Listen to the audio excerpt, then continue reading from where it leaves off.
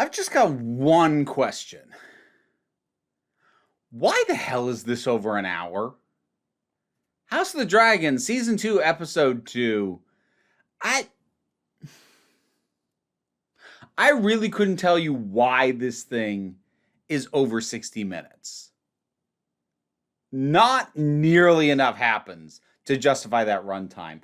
I kept checking my phone during scenes. Some of these scenes are a slog to get through.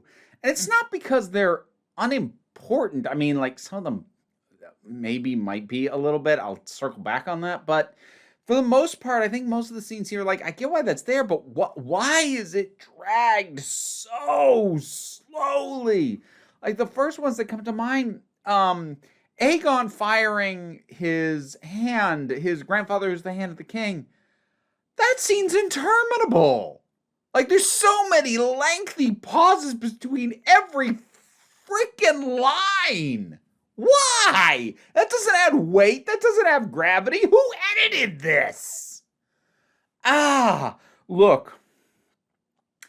I respect and appreciate the theory behind let creators take the time they need. Let a movie be as long as it needs to be. Let an episode of a TV show be as long as it needs to be. I appreciate the theory of that. The reality is many, if not most, creators benefit from some restrictions and some limits. Somebody should have capped this at a frickin' hour. And it started out really promisingly. Not like with big action or anything, but just dealing with the fallout and the consequences and watching that council meeting where, the king is raging and angry. You can see actually, legitimately hurt a bit. I didn't get the impression he was a great or super present father, but it still clearly hurt him beyond just the offense of it. And, trying to figure out, well, we have to figure out who did it, but we can blame Rhaenyra absolutely regardless because that's to our political advantage. Like, that was interesting to see that conversation go on at the same time that he is clearly in a heated moment, which I think helped keep the energy of the scene up. And then it went to Rhaenyra and Daemon, which not quite as strong energy-wise, but that was also interesting to see that dynamic play out and her just reiterating, look, no matter what I think about you, I can't trust you because this is a mess you've just made. And, him claiming it's a mistake and exploring that dynamic a bit. But as it went on from there, scenes just go on way longer than they need to. And not because there's too much in them, but just because they take way longer to do what they should be doing. And I don't get why. Now, there are some plots that not only is it dragged out all to hell, but, like, I also don't care. There's a whole thing with Daemon's ex, whatever she is, the one who he had promised and then, abandoned. I don't know if it's true, if what I'm about to say is factually true. I don't know if it is. I don't feel like checking. But it feels that compared to Game of Thrones, it felt like Game of Thrones gradually expanded its cast over time. This feels like it dumped the entire cast on me right at the start, and it keeps making callbacks to people who I barely freaking remember. And I don't, like, is this woman gonna be important? Maybe? Except I don't know if I can trust that because we spent so much time on the freaking twins and ultimately I didn't care. I really didn't care about them. I found them vaguely interesting last season, but then they did the very obvious story to do with them. They each pick a different royal and, have one go and pretend to be the other, and then they clash and they fight. Like, yeah, no, this is exactly what I would expect you to do with them, and I don't care. And boy, was that crap dragged out all to hell. That took forever, and I can contrast that with the scene that ended the previous episode where you had the rat catcher and the other guy, like, looking through the castle for a prince to kill, effectively. And, that was kind of drawn out, but there was tension in there, like, who are they gonna find? What are they gonna do?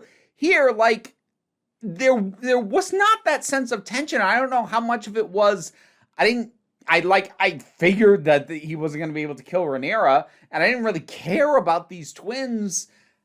But it can't just be that, because I didn't care about any of the royalty really that was at threat at the end of the previous episode. Because even before they killed a kid, it was still tense. I think part of it's got to come down to the filmmaking.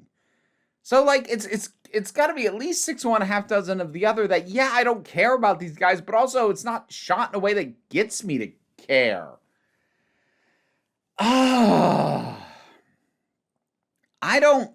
not going to make any declarations about whether I am or am not going to continue to review this series, much less watch it. But I am going to give a heads up right now. Don't be shocked if I drop off reviewing this. Because I've had a busy day, and I got to tell you, at the end of a busy day, sinking an hour into this feels like a bigger waste and use of my time than anything else I've spent the entire day doing. And it makes me a little bit resentful. I'll probably give it at least one more episode, but don't be super shocked if I never talk about the show again, just because, well, this is kind of what happened to me with The Mandalorian. I finished the first season, I was like, yeah, that was pretty good. Then I watched the first episode of the second season, I'm like, yeah, this is okay. And then I was like, okay, am I excited to watch a new episode? Or am I just like, well, I should watch that, I guess. And when I realized that was the case, I just stopped watching The Mandalorian. And I'm right on the cusp right now with this. I got through the first season largely on the novelty.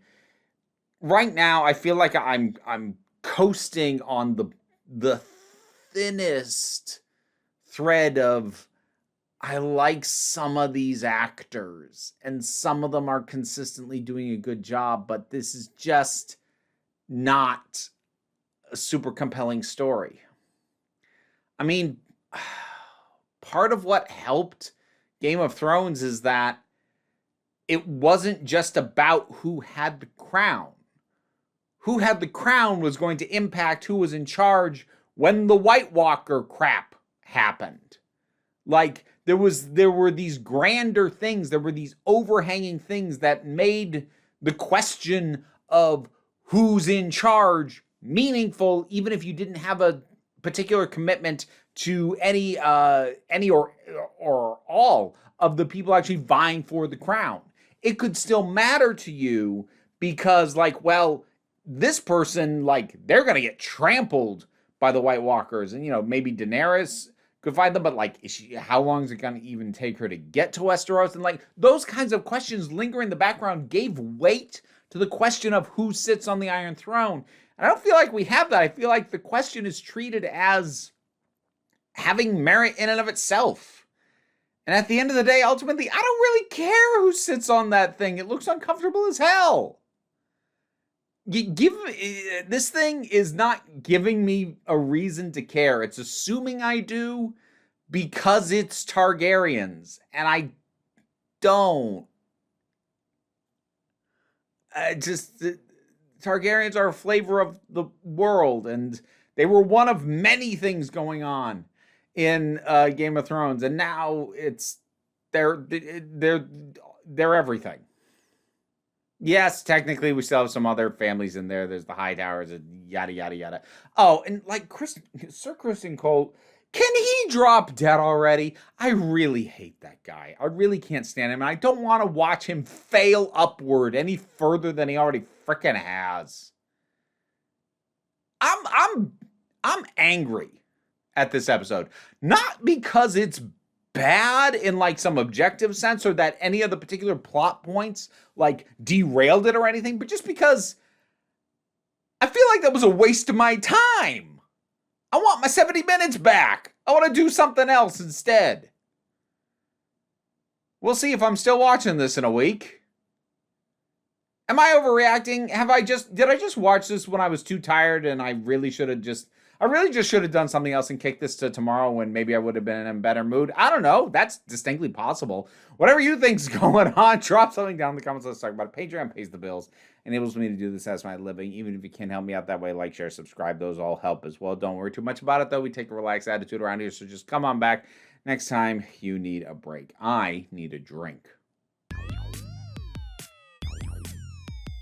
And now to thank my highest supporting patrons: Robin Moore, Zubin Lutfula, Goddess Elida, Oliver B., Melissa Pedersen, Tarak, the thing that goes doink in the anime, Jean Foray, Ulrich Bogdan, Loki Eris, Linda Walters, Jen, Auntie Kate 808, Becky Sparks, Renabulax the Poodle, Tracy Scrabbit, Angry Kasparov, Dave Hall, Quite Bearish, Rosalind Bennett, Toku Bluhuvian, Pal Barabajagal, and Mara G. If you'd like to hear your name in the credits or even just see them, there are rewards on the Patreon, so maybe check those out.